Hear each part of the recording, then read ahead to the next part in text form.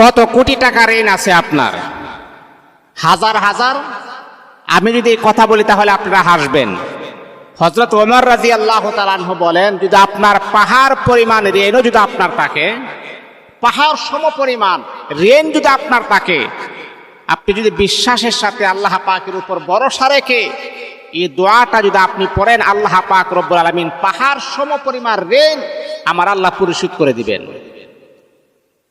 আল্লাহুম্মা কফিনি বিহালালিকা আন হারামিক ওয়া আগনিনি বিফাদলিকা আম্মান সিওয়াক।